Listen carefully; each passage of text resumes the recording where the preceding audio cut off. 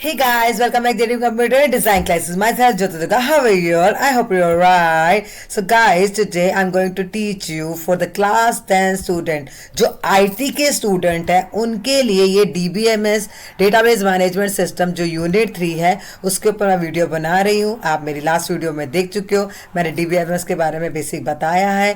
आज मैं आपको DBMS का वो सारी चीज़ें इन्फॉर्मेशन इंपॉर्टेंट बता रही हूँ. तो वीडियो को स्टार्ट करने से पहले सबसे इंपॉर्टेंट काम क्या करना है, वीडियो को लाइक करना है. प्लीज अपना लाइक करिएगा और लोगों के साथ ज्यादा से ज्यादा वीडियो को शेयर करेगा ताकि लोगों को हेल्प मिल सके.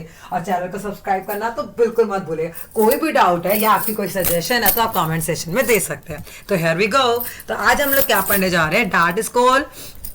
आज इसमें क्या पढ़ने जा रहे हैं हम लोग, ये है हमारा सबसे पहले डेटाबेस सर्वर. डेटाबेस सर्वर क्या होता है, डेटाबेस सर्वर जो है वो रिस्पॉन्सिबल, पहले तो सर्वर समझे. सर्वर जो होता है मेन हेड होता है, बाकी जिससे क्लाइंट जुड़े होते हैं. जैसे कि आपका एयरटेल का एक सर्वर है जो एयरटेल के डिपार्टमेंट में या उनके ऑफिस में है और जिससे आपके सारे फोन कनेक्टेड है. तो मेन हेड जो होता है, मेन सर्वर जो होता है, वैसे ही डेटाबेस का मेन सर्वर होता है जहां पर सारा डेटा को स्टोर किया जाता है, मैनेज किया जाता है, रिट्राइव किया जाता है और सारे के सारे क्लाइंट की जितनी भी विशेष होती हैं उनकी प्रॉब्लम को देखकर उसको सॉर्ट आउट किया जाता है. हर एक सर्वर का मोस्टली यही रोल प्ले होता है. अब इसके बाद नेक्स्ट हमारा जो कॉन्सेप्ट है दैट इज कॉल्ड आरडीबीएमएस, जो आपको नाम से ही समझ में आ रहा है, रिलेशनल डेटाबेस मैनेजमेंट सिस्टम.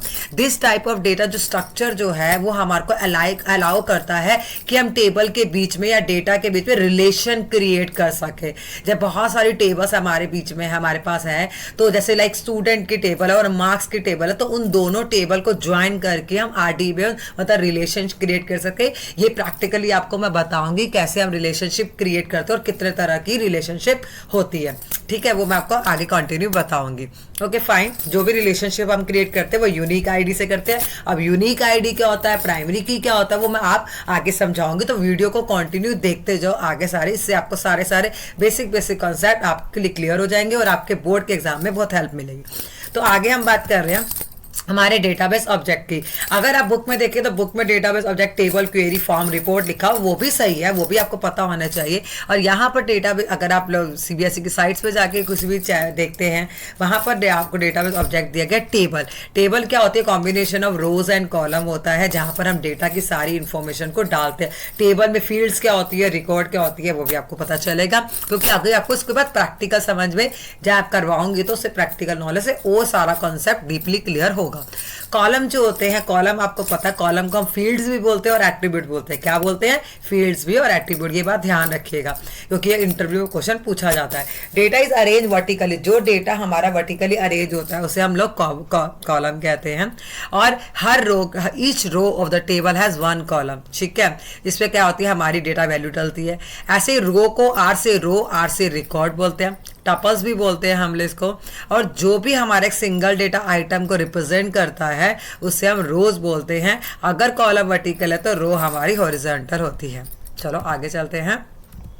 अब हमारा नेक्स्ट टॉपिक है जिसे हम बोलते हैं data types. That is very very very very important concept. Data types क्या होता है, डेटा टाइप्स जो होता है वो टाइप ऑफ डेटा बताता है. जो भी डेटा आप अपनी टेबल में डाल रहे हैं वो किस तरह का डेटा है, वो तो पता होना चाहिए ना कि वो न्यूमेरिक है या फ्लोट है, बुलियन है या टेक्स्ट है. कैसा डेटा आप अपने, जैसे मान लो एग्जाम्पल, आपका नेम है वो आपका टेक्स्ट है, आपका रोल नंबर है वो नंबर है, तो ये टाइप ऑफ डेटा है. आपका date of birth, date and time है, तो ये आपका डिफरेंट टाइप्स ऑफ डेटा को बता रहा है. जैसे कि अब यहाँ पर आपको दिख रहा है कि कैटेगराइज किया गया डेटा टाइप को न्यूमेरिक में, अल्फा न्यूमेरिक में, अल्फा न्यूमेरिक में, बाइनरी में, डेट एंड टाइम में एंड अदर वेरिएबल टाइप. ये सारा डेटा को कैटेगराइज किया गया है. आगे हम लोग बात कर रहे हैं बुलियन को. अब यहाँ पर देखिएगा Boolean, tiny int, small int, integer, big int, ये सारे के सारे हमारा जो डेटा है जितने भी आपको दिख रहे हैं, ये सारे न्यूमेरिक, डेसिमल, ये हम डबल, फ्लोट, ये हमारे सारे नंबर से रिलेटेड डेटा है. जितने भी सारे टाइप्स है ये हमारे नंबर के अंदर डेटा टाइप आ रहे हैं, हमें इसे कैटेगराइज किया गया है. आगे चलते हैं हम लोग. जैसे आप देख रहे हो न्यूमेरिक टाइप ऑफ डेटा आ गया, they are use to describe in numeric value like mobile number, age, जैसे मैंने आपको बताया आपका रोल नंबर, आपका एडमिशन नंबर। तो numeric, decimal, float, double, integer, big integer, tiny integer, ये सारे के सारे हमारे न्यूमेरिक डेटा टाइप में ही आते हैं। प्रैक्टिकली अगेन जब करोगे और अच्छे से क्लियर होगा। अगला हमारा जो डेटा टाइप हमारा आता है वो हमारा आता है अल्फा न्यूमेरिक। अल्फा न्यूमेरिक के अंदर क्या आता है, जहां पर हमारे कैरेक्टर्स भी आते हैं और वेरिएबल्स भी आते हैं। लाइक आपका एड्रेस है, एड्रेस में नंबर भी आते हैं और टेक्स्ट भी आता है, तो यहाँ पर हम अल्फा न्यूमेरिक यूज कर सकते हैं। इसके बाद नेक्स्ट हमारा जो आता है बाइनरी टाइप। बाइनरी टाइप के अंदर बाइनरी टाइप का ज़्यादा यूज नहीं होता, लेकिन पता होना चाहिए कि बाइनरी जो है हमारे बाइनरी डेटा को यूज करता है। फोटोज हो गया, म्यूजिक फाइल्स हो गई, तो ये हमारा बाइनरी टाइप डेटा होता है। इसके बाद आपको ये कॉन्सेप्ट आपको यहाँ तक समझ में आ चुका होगा। अब नेक्स्ट हमारा डेटा टाइप है डेट एंड टाइम। अब डेट एंड टाइम में क्या होता है, डेट एंड टाइम में ऑब्वियसली नाम से ही पता चल रहा है, इसके अंदर हम कुछ ना कुछ अपने डेट या टाइम को अपने date and time data type में डालते हैं। तो इसके बाद यहाँ तक हमारे डेटा टाइप सारे फिनिश हो गए हैं। न्यूमेरिक हो गया, अल्फा न्यूमेरिक हो गया, डेट एंड टाइम हो गया, बुलियंस हो गया, तो ये हमारे सारे डेटा टाइप है। इसके बाद नेक्स्ट हमारा जो इंपॉर्टेंट कंसेप्ट है वो है की कॉम्पोनेंट्स ऑफ डेटाबेस। मतलब डेटाबेस के मेन कॉम्पोनेंट्स क्या होते हैं। यहाँ पर हमारा सबसे पहला कॉलम होता है, जो आपको ऑलरेडी मैं समझा चुकी हूँ। कॉलम जो होते हैं मैंने आपको बताया, जिसे हम फील्ड भी बोलते हैं, और जो हमारे वर्टिकल रिप्रेजेंट करते हैं जैसे रोल नंबर और स्टेट, ये हमारे कॉलम है जो वर्टिकल रिप्रेजेंट करते हैं, जिसे हम फील्ड और एट्रीब्यूट भी बोलते हैं। रो को आर से रो, आर से रिकॉर्ड, रिकॉर्ड्स हमारे हॉरिजॉन्टल होते हैं, जिसके अंदर हम अपनी सारी इंफॉर्मेशन को फिल करते हैं। डेटा आइटम्स क्या होती है, a set of character that represent a valid value. अब जो आप वैलिड वैल्यू डाल रहे हो, यहाँ पर जो भी पर्टिकुलर डेटा वैल्यू डाल रहे हो वो हमारी क्या होती है, रिकॉर्ड आइटम, आपकी डेटा आइटम होती है।